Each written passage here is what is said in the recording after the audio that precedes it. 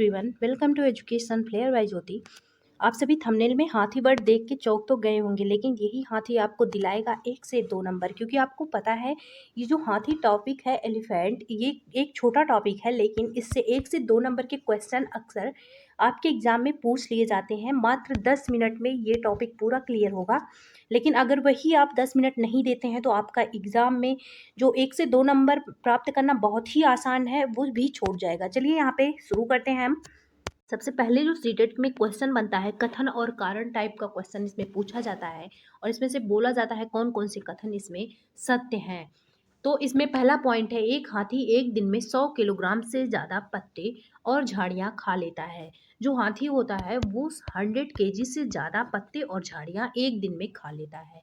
या आप इस जो है ये जो डाटा है इसको याद रखिएगा, 100 केजी वाला। फिर दूसरा पॉइंट है, हाथी बहुत कम आराम करते हैं, यहाँ पे कम रहेगा, बहुत कम आराम करता है। यह एक दिन में केवल 2 से 4 घंटे सोता है। पहला है 100 केजी से ज़्यादा पत्तियाँ खाता है। दूसरा है 2 से 4 2 to 4 आवर केवल ये नींद लेता है। तीसरा है हाथियों को पानी और कीचड़ से खेलना बहुत पसंद होता है। ये आपको पॉइंट पता ही होगा, क्योंकि इससे इनके शरीर को ठंडक मिलती है। फिर है उनके कान में भी क्या होते हैं, उनके कान जो होते हैं वो पंखे की तरह होते हैं, जिससे गर्मी लगने पर हाथी अपने कान को हिलाकर हवा करता है। ये देखिए इनके जो कान हैं ये किस टाइप के हैं, पंखे के शेप के हैं, फैन के शेप के हैं। ये देखिए यहाँ पे इसी से ये हवा करता है जब गर्मी लगती है।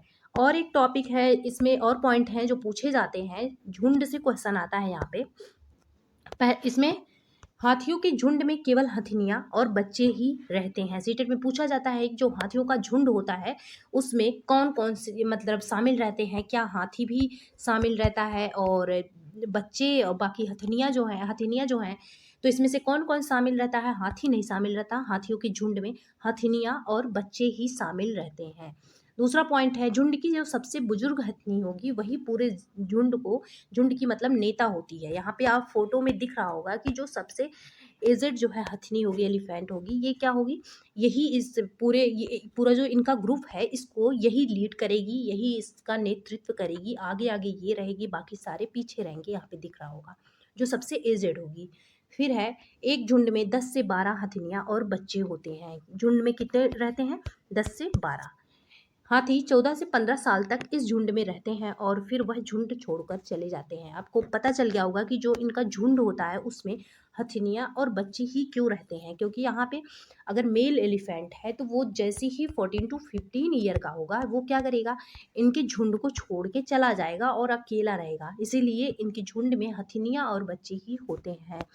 तो यही है, इनका जो झुंड होता है 10 से 12 हथिनियाँ होती हैं इसमें। नेक्स्ट है, हाथी परेशानी आने पर एक दूसरे मतलब इनका हेल्पिंग नेचर भी होता है। एक दूसरे की क्या करती हैं, जो इनके साथी होते हैं, अगर कोई परेशानी आ जाए, कोई ट्रबल में हो तो क्या होता है, वो एक दूसरे का हेल्प करती हैं और अपने बच्चों की देखभाल और सुरक्षा के लिए एक दूसरों का साथ देती हैं। मतलब कि हेल्पिंग नेचर भी इनका होता है। तो आपको पता चल गया होगा क्या क्या पॉइंट्स इसमें इंपॉर्टेंट है। एक तो 100 केजी से अधिक पत्तियाँ खाते हैं।